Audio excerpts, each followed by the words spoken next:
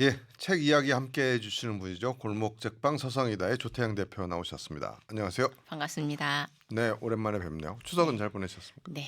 예, 이제 가을이네요. 네. 벌써 선선해졌습니다. 네, 네. 좀 그렇습니다. 책 읽기 좋은 계절이 됐네요. 네, 독서의 계절이죠. 네. 그래요. 그래서 그런지 이번 음. 우리가 선택한 책이 네. 길고 길어요. 두껍습니다. 어제 예. 읽느라고 죽는 줄 알았네. 그동안 우리가 한 50페이지짜리 단편 소설을 하다가 네.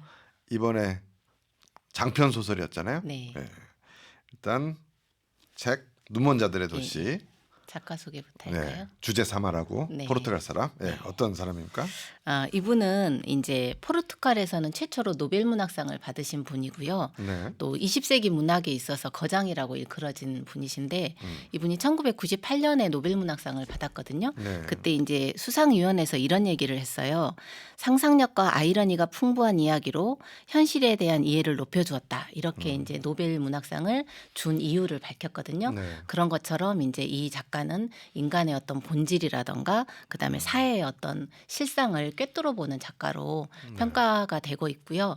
이분이 태어나신 곳은 굉장히 가난한 지역에서 태어나셨고 포르투갈의 가난한 지역. 예. 농부의 자식으로 태어나셔서 용접공으로 일을 하셨거든요. 아, 그래요? 고등학교밖에 졸업하지 못하고 용접공으로 일을 하다가 이제 작가로 데뷔한 건 25살이에요. 25살에 죄악의 땅이라는 소설로 데뷔를 했는데 이분이 작가로서 전업 작가로서 된 거는 57살 정도 됐을 거거든요. 57세. 네, 그래서 굉장히 늦게 된 작가라고 일컬어지는데 이제 그런 이유가 뭐냐면 당시에 포르투갈이 독재 정권 하에 있었어요. 네. 포르투갈이 한 35년 동안 독재 치하에 있었는데 그런 반체제 운동을 하셨던 분이에요. 아. 네, 그래서 이분이 한 19년 동안 공산당 활동을 하셨거든요. 어. 그러면서 이제 물론 그 체제에 반대하는 그런 이제 소설이나 이런 걸 쓰시긴 하셨지만 아무래도 사회 체제 운동에 이제 집중을 하시다 보니 그 책을 쓰시거나 이런 거는 조금 뒤늦게 늦으셨던 것 같고 그러다가 이제 국외로 추방을 당하게 되세요. 네. 추방을 당하시면서 정말로 전업 작가로 그때 이제 글을 본격적으로 쓰시게 되고 그러면서 이제 국내에서 또는 그 외에서 문학상을 굉장히 많이 수상하게 되시는 거고 그러다가 이제 노벨 문학상을 수상을 하셨는데요. 이제 이분 같은 경우는 문학적으로도 뛰어나지만 또 전 세계적으로 20여 개의 그 언어로 번역이 됐거든요. 그래서 탄탄하게 독자층을 형성하고 있는 베스트셀러 작가로 우리가 알 수가 있고 네. 또 저희가 오늘 얘기할 거는 눈먼 자들의 도시인데 요거 말고도 되게 책이 많아요. 네. 눈뜬 자들의 도시라던가 그다음에 수도원의 비망록 또 예수 복음 도플갱어 뭐 죽음의 중지 또 카인 굉장히 말년까지 작품 활동을 활발하게 하셨고 이제 돌아가신 것은 2020년 87세의 나이로 타계를 하셨습니다. 그래.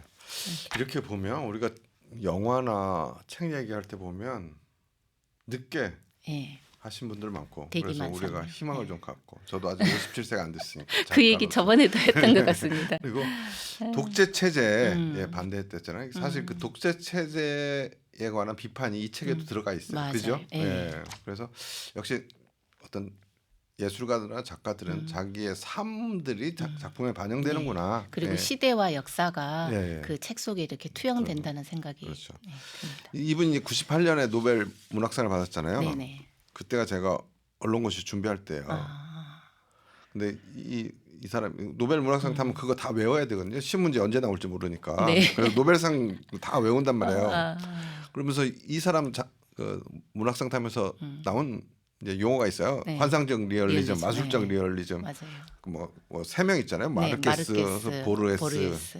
뭐 그 사람들 다 외웠단 말이에요. 그래서 내가 다 알아요. 아하, 그때 그러시구나. 열심히 공부했거든. 근데 책을 안 읽고 했고 저는 나중에 영화로 좀 보고 이번에 이제 책을 읽었는데 책을 읽으면서 너무 힘들었다. 그 얘기는 좀 이따 하죠 또. 네네네. 예. 일단 그래 책 읽는 거 힘들었다는 얘기하면 네. 이 책은 좀 다른 소설하고 다르게 쓰여져 있어요. 네, 맞아요. 문체가 달라. 예, 예. 예. 그러니까 예. 문장 부호가 두 가지밖에 없어요. 네. 느낌표하고 쉼표. 쉼표. 예. 네, 뭐. 그렇다는 것은 이제 상대방이 한 말에 대한 큰 따옴표라든가 또 간접 인용에 대한 작은 따옴표들이 문장 거의 부호가 없다는 없어. 거죠. 예, 없다는 거죠. 그러면은 독자들이 읽을 때 이 말을 누가 했는지 헷갈리는 거예요.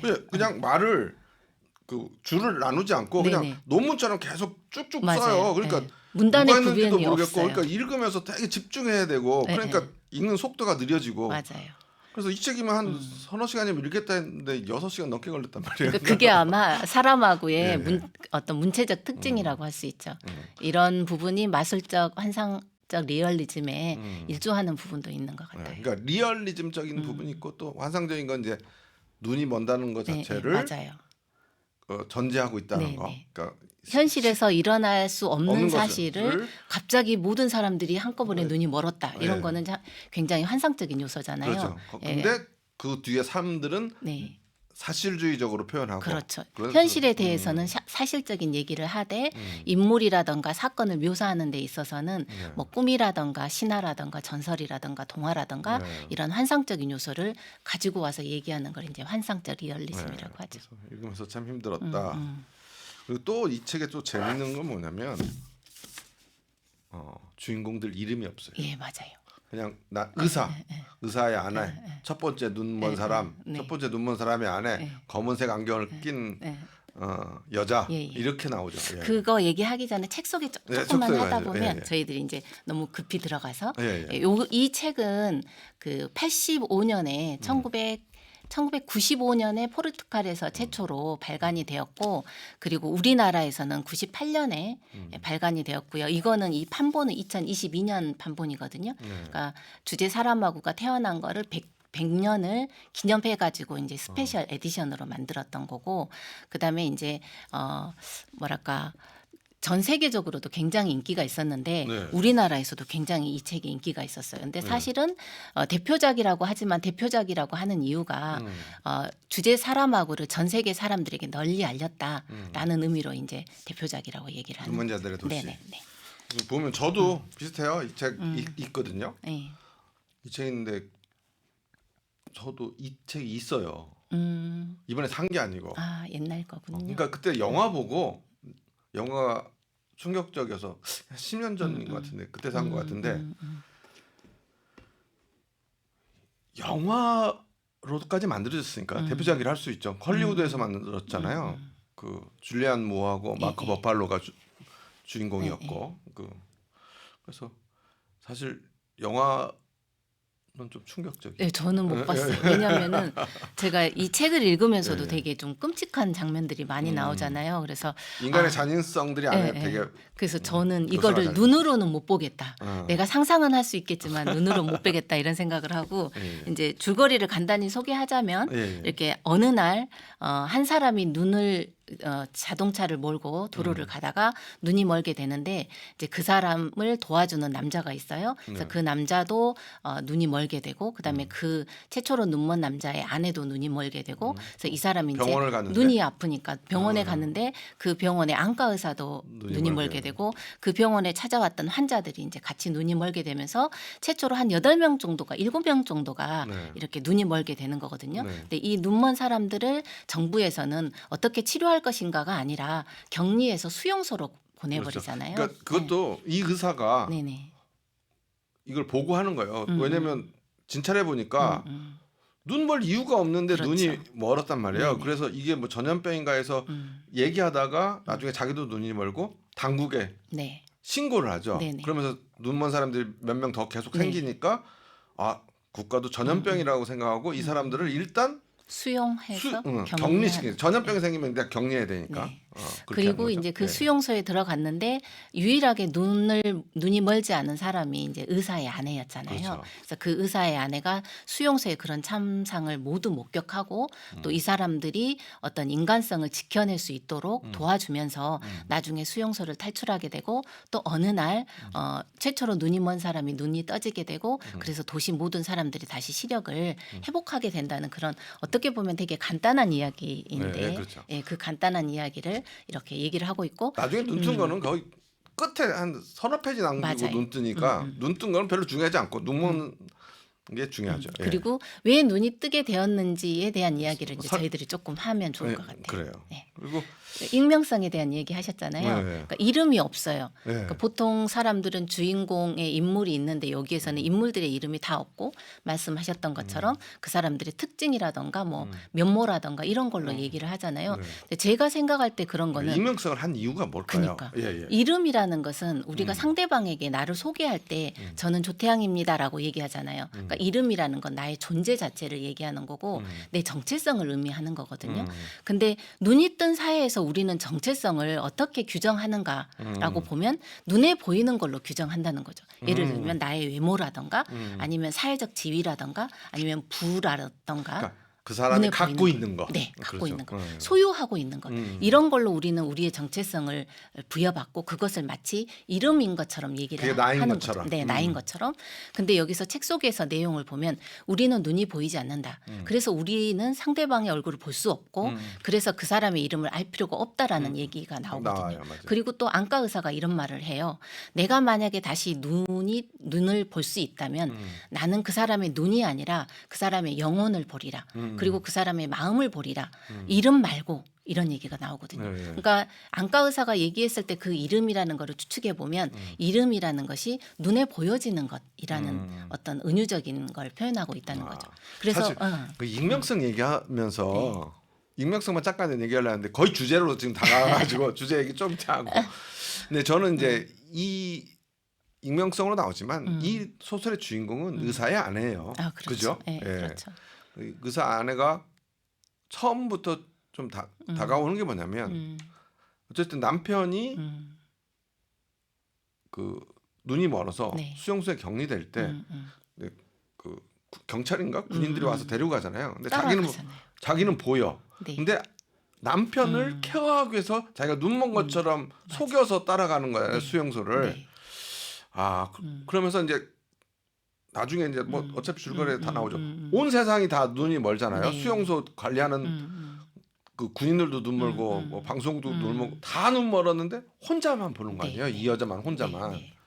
그것도 참 중요한 중요한 것 거죠. 같아요. 예, 예. 왜냐하면은 이제 인물에 대한 이야기를 지금 조금 하고 있는데 의사 아내가 PD님께서 얘기했던 것처럼 뭔가 남다른 어떤 면모를 가지고 있잖아요. 네. 그리고 수용소에서도 그 인간들의 가장 잔인한 모습 그리고 가장 비윤리적인 모습, 가장 야만적이고 본성적인 모습을 모두 지켜보는 사람이 이 그 의사의 아내란 말이에요. 그래서 그 의사의 아내가 하는 일이 뭔가 목격자의 역할인 것 같아요. 네. 우리가 어떤 나쁜 일이 일어났을 때 그 나쁜 일을 목격하는 사람은 어떤 역할을 해야 되는가.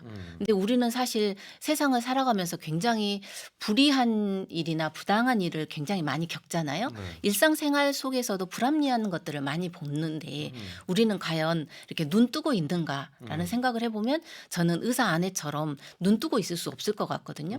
그냥 약간씩 이렇게 세상과 타협하면서 나의 이익을 위해서 살고 있는 우리들의 모습을 조금 이렇게 경종을 울리고 있는 인물이 아닌가 의사 아내가 그런 생각이 들고 또 자기는 혼자 행복할 수 있는데도 불구하고 남편을 따라가 가지고 굳이 이렇게 돌아가는 같이 들어가는 그런 거에서 보면 굉장히 희생적이고 헌신적인 인물이다. 네. 그래서 네. 의사 아내 잠깐 얘기했지만 의사 아내는 나중에 우리가 이 소설이 말하고자 하는 게 뭘까 네. 주제할 때 의사 아내는 다시 한번 또 얘기가 네네. 나올 것 같아요. 네네네. 그리고 조금 더 얘기하면 이제 우리가 계속 우리 대표님도 영화로 보면 잔인할 것 같아서 못 보겠다. 그럼 이제 줄거리 좀 얘기해 줘야 돼. 왜 잔인한가? 아, 수용소에서의 일들이 수용소 들어가서 도대체 수용소에서 무슨 일이 나는가? 사실 그게 인간의 본연의 모습을 그 드러내는 눈먼자들의 거죠. 수용소의 네. 모습을 통해서 우리한테 보여주고 있는 거, 말해주고 있는 것 같은데 그 줄거리 조금 얘기하죠. 그러니까 수용소에 들어가서 이제 배급제로 음식이 나오거든요. 네. 근데 그 음식을 수탈하는 사람이 있어요. 네. 수용소면은 모두 다 눈이 먼 상태였고 그래서 사람들은 서로 도와주겠거니라고 생각할 수 있잖아요. 네. 근데 그 사회에서도 또 하나의 계급이 생기는 거죠. 그래서 그 어떤 폭력 집단이 생겨가지고 그 사람들이 음식을 점거를 하고 음식을 나눠주는 거예요. 나눠주면서 네. 그 물품을 갖고 오라고 네, 그래. 물품을 가지고 오라고 하고 뭐 돈이나 장신구, 네. 금속 네. 보석. 근데 사실 생각해 보면 눈 멀었잖아요. 그러니까 그게 그리고 필요 없잖아요. 수용소에 갇혔어. 그걸 갖고 와도 의미가 없는데. 난 쓸 데가 없는데. 그걸 저는 갖고- 거기 그 모습에서 인간의 야만성이나 그 탐욕을 보여주는 것 같아요. 필요 없으나 내가 지금 당장 필요 없는데도 굳이 다른 사람 것을 뺏으려고 하는 게 엄청나게 폭력적인 거잖아요. 네. 그런 인간이 소유하려고 하는 욕구, 다른 사람 것을 약탈하려고 하는 그 폭력성 이런 것들을 드러내는 게 그런 장면인 것 같아요. 네. 그리고 거기서 이제 더 끔찍한 것은 이 사람들이 이제 음식을 독점하는 것을 넘어서서 그렇죠. 그 여성들을 불러서 이렇게 자기의 성적 욕구를 뭐랄까 푸는 거거든요. 그렇죠. 그러면서 너희들 대가로 각 이제 한 6개 방으로 이제 나눠서 수용돼 있는데 이제 마지막에 들어온 이 권력을 움켜쥔 집단에 있는 방에서 니네 각 방에 있는 여자들을 차출하는 우리한테 거죠. 착출해서 성상납을 하게 하고 그걸 안 하면 니네들한테 음식을 주지 않겠다. 음식을 주지 않겠다. 굉장히 딜레마잖아요. 네. 사람들은 자기가 살기 위해서는 누군가를 희생해야 되는 거예요. 근데 그 희생을 당하는 사람들이 여성이고 약자라는 것들이 우리 사회에 대한 은유적인 표현인 것 같아요. 네. 사실 우리 사회에서도 가장 이렇게 조금 수탈당하는 사람들은 약자이고 또 여성이었던 경우들이 또 역사적으로도 굉장히 많았잖아요. 이런 끔찍한 모습들이 굉장히 많고 나중에는 그래서 이제 그 의사 아내가 자기 혼자 보이잖아요. 그래서 그 우두머리를 죽이는 거예요. 죽이죠. 죽이고 그리고 이제 어떤 사람이 어떤 한 여성이 라이터를 이렇게 가지고 왔는데 그 라이터로 수용소에 불을 질러버려요. 그래서 사람들이 이제 거의 죽을 위기에 처해 있는데 이 의사 아내의 도움으로 사람들이 이렇게 빠져나가는 거거든요. 그렇죠. 그래서 밖에 나와 봤는데 본인들은 그렇게 생각했을 거 아니에요. 아직 밖에 사람들은 눈이 보이고 정상적으로 사회가 움직일 거라고 생각했는데 이렇게 나와 봤더니 그러니까 우리가 여기 수용소 탈출해서 나가면 보이는 사람들이 우리를 케어해 줄 줄 알았는데 네. 나가 보니 더 난리예요. 아주 세상도 기만이. 다 모두가 안 보여. 네. 그리고 사람들은 음식을 찾아다니고 그다음에 죽어 있는 시체들이 거리에 널려 있고 사방군데 다 똥이 범벅이 되어 있고 그리고 개들이 사람의 시체를 먹어 치우고 네. 이런 살인적인 이제 장면들을 보면서 이제 여기서 중요한 게 의사의 아내가 보통 사람들 같으면 자기가 각자 자기 집을 찾아가고 뭐 따로따로 살 것 같잖아요. 근데 의사의 아내는 그렇지 않아요.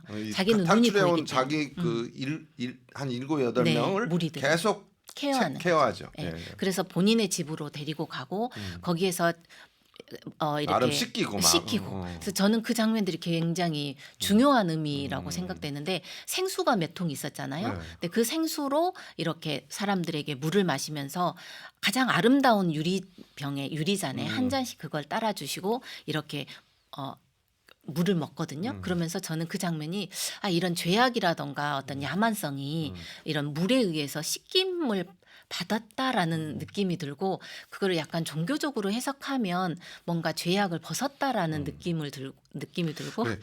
그런 거에서 나중에 좀 이따 주제 부분에서 얘기할 수 있는데 상당히 종교적인 것도 있어요. 네, 굉장히 약간 많은 것 저는 그 장면 보면서 그 성만찬 같은 거, 네, 기독교에서는 성만찬 같은 것도 맞아요. 좀 생각이 최후의 났거든요. 만찬 예, 그런 예. 거 생각나고 그리고 이제 빈본을 받아가지고 모든 사람들이 이렇게 웃으면서 그 더러운 찌꺼기 오물이라든가 똥이라든가 이런 거를 다 씻고 깨끗한 몸으로 이렇게 되살아나는 모습을 보면서 약간 주제가 좀 드러나는 것 같더라고요.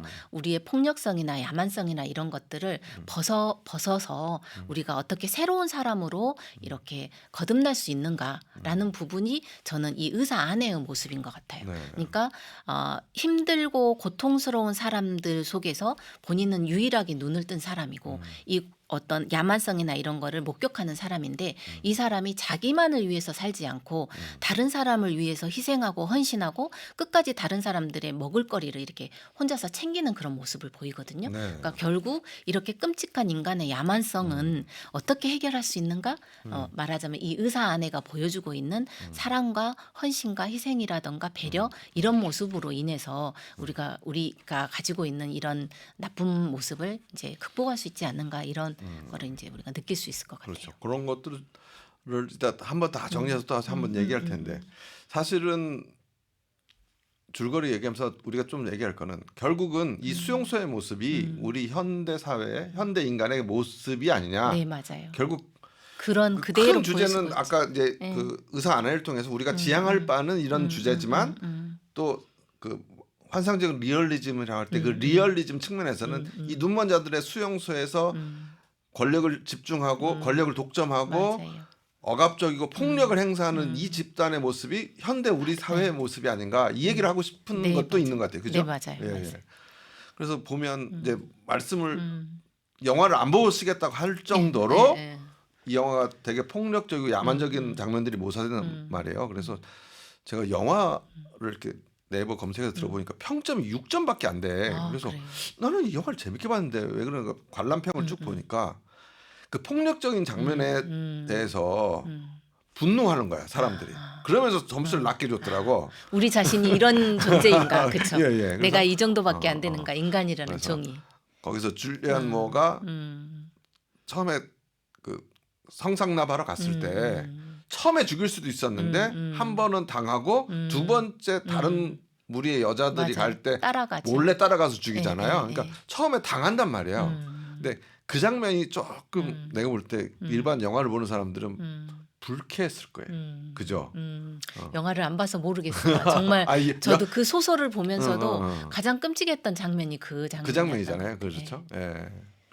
그러니까 이 소설이 얘기하는 게 첫 번째가 우리 인간이 어디까지 인간성을 상실할 수 있는가, 네. 얼마나 우리가 야만적인 사람이 될 수 있는가를 보여주는 것 같아요. 주제 사람하고가 보여주는 게 그런 측면이었던 것 같아요. 근데 이제 마지막에 우리가 뭐 어차피 얘기 나왔으니까 다 얘기하면 마지막에 하나 둘씩 제일 먼저 예. 눈이 멀은 사람부터 하나씩 눈을 뜬단 말이에요. 네네네. 그리고 마지막에 이제 혼자 눈 떠 있던 예. 주인공이 하늘 쳐다보면서 네. 이제 내 차례인가 보구나. 자기가 이제 눈을 멀 차례인가 네. 보구나 하면서 이 소설이 끝나거든요. 그 부분 제가 살짝 예, 읽어볼게요. 그러세요. 네. 예. 나는 우리가 눈이 멀었다가 다시 보게 된 것이라고 생각하지 않아요. 나는 우리가 처음부터 눈이 멀었고 지금도 눈이 멀었다고 생각해요. 볼 수는 있지만 보지 않는 눈먼 사람들이라는 거죠. 그렇게 의사 부인이 얘기하고 그곳에서 이제 소리를 지르고 있는 사람들을 보면서 내려다보면서 내 차례구나. 그녀는 생각했다. 두려움 때문에 그녀는 눈길을 얼른 아래로 돌렸다. 이렇게 얘기하거든요. 그렇죠. 내 차례구나. 내 차례구나. 그래서 네. 저는 그 다음에 이제 이 사람이 나중에 눈뜬 자들의 도시가 아, 나오잖아요. 또, 그래서 예. 요것 때문에 눈뜬 자들의 도시를 또 보고 싶은 건데 한번 그건 나중에 또 근데 워낙에 읽기 힘들어서 근데 어떻게 언제 도전할지는 모르겠지만 네. 그래서 사실은 이게 오늘 눈먼 자들의 도시라 제가 검은색 옷을 입고 온 거예요. 그러셨나요? 근데 사실 그 책을 본 사람들은 알겠지만 검은색이 아니에요. 이 사람들은 백색으로 백색이죠. 눈이 멀어요. 네. 예. 그거 백색 실명이라고 얘기하고. 그렇죠. 예. 저희가 이제 아까 얘기한 것 중에 제가 인물에 대한 얘기 중에 혹시 이렇게 그 마음에 드는 인물을 누구로 꼽으시나요? 저희가 이거를 독서 모임에서 저희 했어요. 책방 독서 예. 모임에서 토론을 했는데 굉장히 다양한 사람들을 이렇게 눈여겨 보시더라고요. 네. 그래서 저희 이제 독서 모임에서는 먼저 얘기하실래요? 어떤 인물이 마음에 들었는지. 나는 뭐 그냥 의사 아내. 의사 아내죠. 예. 네. 이제 의사 아내에 대한 평가도 되게 다양했어요. 네. 그러니까 의사 아내가 마음에 들었다는 거는 이 의사 아내의 영웅적인 면 그리고 의사 아내가 사람들을 이렇게 치유하고 그러니까 인간성을 지키게 하는 그 힘을 좀 봤다면 또 어떤 분은 이거를 약간 또 비판적으로 어떻게 보시더라고요. 보던가요, 비판적으로? 왜냐하면 왜 그게 여성이어야 하느냐. 그러니까 희생하고 헌신하는 게 여성이다라고 보시더라고요. 그래서 이제까지 역사적으로 보면 우리나라에서도 60년대, 70년대 경제의 그런 경제 성장을 하면서 사실 농촌에 있는 사람들이 서울에 오고 뭐 중하업공업이나 경공업 이렇게 할 때 공장으로 다 들어가서 일했던 사람들이 농촌 여성들이었고 그다음에 이제 도시의 노동자들을 뒷받침해 준 게 여성들이 집에서 이렇게 가사노동하는 이런 부분이었잖아요.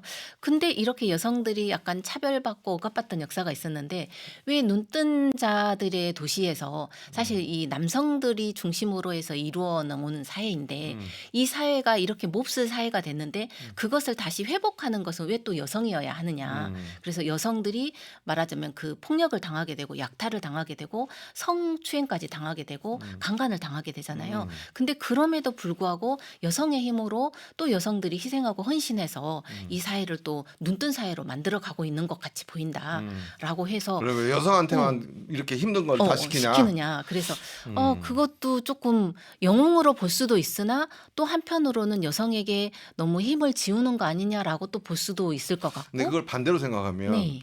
사실은 이 호세 사마라구가 표현하고 싶은 거는 그 약자들이 당하는 거 그게 현대사의 모습이니까 그걸 표현했으면 그건 여성들이 성 착취를 당하는 걸로 쓸 표현할 거예요. 수밖에 근데 없었고. 결국 주인공을 남자로 하면 그분 입장에서 보면 착취당하고 피해 보는 건 여성인데 또 주인공은 남성이야? 이렇게 말하면 더 그렇잖아요. 차라리 약자인 여성이 당하는 게 현대 사회에 대한 메타포고 그거에 대한 비판이고 그렇지만 이걸 또 구원할 수 있는 존재는 결국 약자인 여성밖에 없다라고 보는 게 맞지 맞아요. 않을까요? 저도 그런 생각을 했어요. 예. 가장 억압받은 사람들이 사실 그 사람들의 힘으로 각성해서 이렇게 뭔가 세상이 변화돼 온 게 우리의 역사이니까 아마 그런 측면에서 여성을 주인공으로 하지 않았는가 이런 생각이 그리고 들었어요. 약간의 이 여성을 보면 아까도 잠깐 우리가 이 방송 시작하기 전에 얘기했지만 예수의 모습이 보여요. 맞아요. 네. 맞아요. 그러니까 처음에 아까 초반부터 얘기했지만 남편을 따라갈 필요가 없는데 그쵸? 따라가. 예.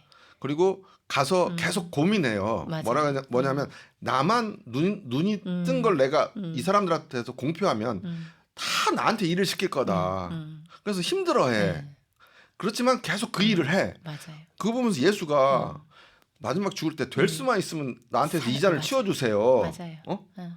라는 그 인간적인 예수의 고백. 그렇지만 내 뜻대로 마시고 주님 뜻대로 하십시오. 맞아요. 그러니까 나는 뭐 여기서 저 사람 내가 눈이 뜬 거 알면 저 사람이 나를 얼마나 많이 시킬까 내가 얼마나 힘들까 하지만 거기서 권력을 추구하지 않고 맞아요. 그럼에도 계속 그들 케어하는 역할을 하는 거.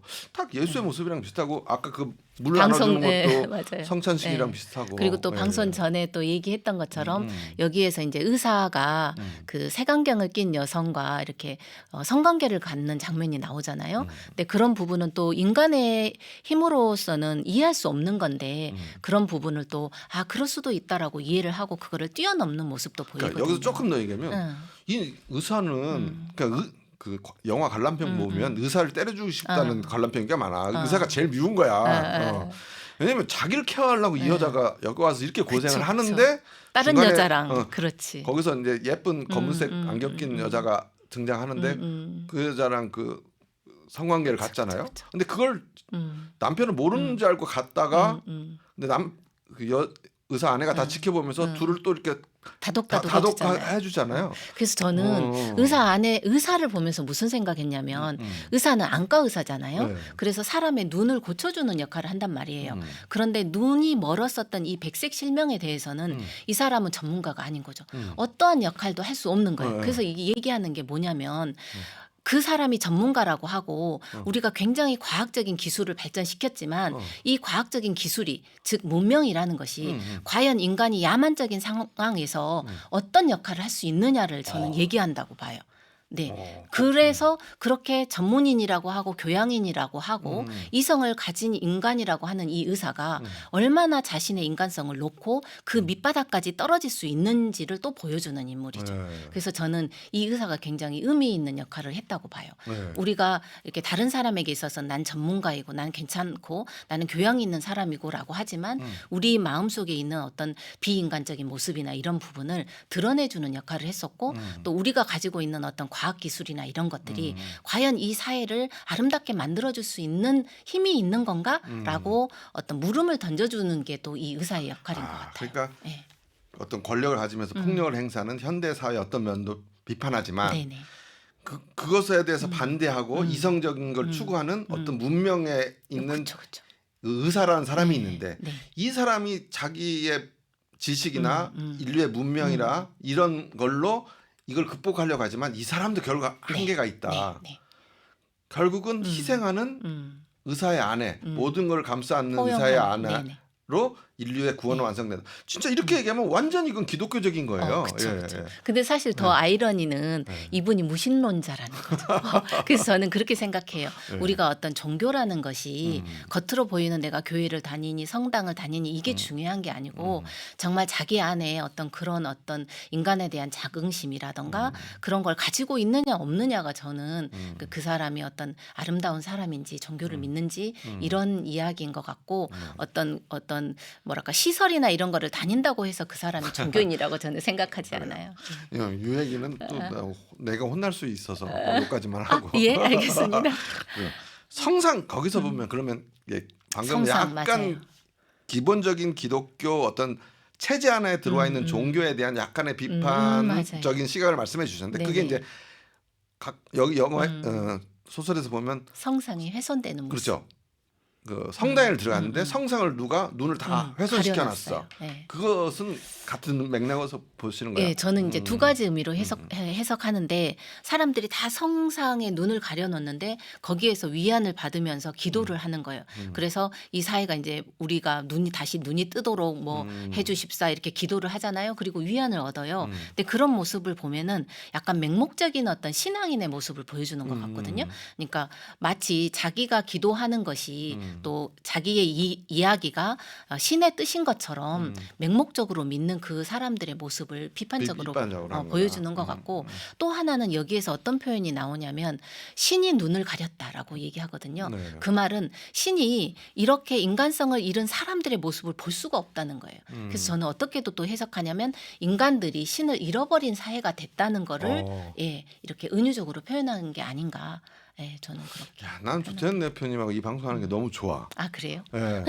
내가 생각하지 못했던 거 깊이 있는 어떤 시각들을 전해주시는 게 참 좋네요. 감사합니다. 어느덧 시간이 다 됐어요. 우리 이 책에 관해서 마지막으로 네. 우리 조 대표님이 한 말씀 해주시고 마치죠. 저는 이제 이 책이 눈먼자들의 도시가 두 가지를 얘기한다고 보거든요. 네. 우리는 얼마나 야만적일 수 있는가와 네. 그다음에 그런 야만성을 벗어나서 어떻게 인간성을 회복할 수 있는가 이 두 가지를 얘기한다고 생각하는데 우리에게 이제 그럼 당신들은 지금 눈 뜨고 살고 있는가? 우리는 보이지만 보지 않고 진실을 외면하고 살고 있는 사람들은 아닌가? 우리에게 좀 눈을 뜨고 살라는 그런 얘기를 하고 있는 그렇죠. 것 같습니다. 저도 그렇게 생각해요. 네. 눈먼 자들의 도시는 네. 이 책을 읽은 당신들이 지금 눈먼 자들의 도시에 살고 있어. 네. 너 눈을 떠. 맞아요. 그 얘기를 하고 있는 것 같아요. 저도 오늘 조태양 대표님 때문에 이 책에 관해서 눈을 좀 뜬 것 같습니다. 감사합니다. 오늘 말씀 감사합니다. 네, 감사합니다. 지금까지 골목 책방 서성이다의 조태양 대표와 눈먼 자들의 도시란 주제 삼아라고의 책에 관해서 이야기 나눴습니다. 감사합니다.